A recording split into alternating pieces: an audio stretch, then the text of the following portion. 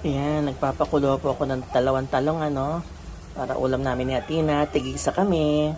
Ayan na po yung talong natin, luto na Lagyan natin ng egg.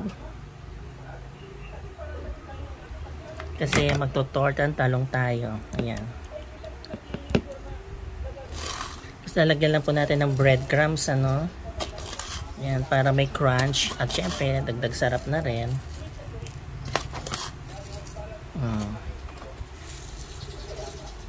Tapos pa-fry na natin. Po natin Ayan.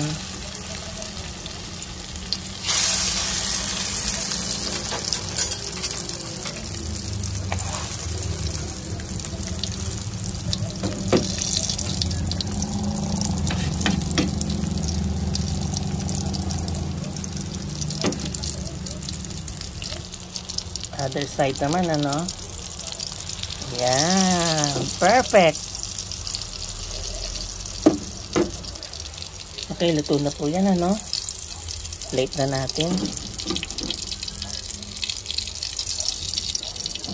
Wow, tingnan nyo naman. Uy, Diyos ko, napakasarap. Kaya na tayo mga kagigil. Ayan mga kagigil ayan ang kakainin natin. Meron tayong buttered vegetable. Itong laing na napakasarap. Yan, nabigay na aking pinsan.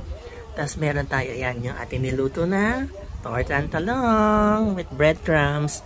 Kaya na tayo mga kagigil.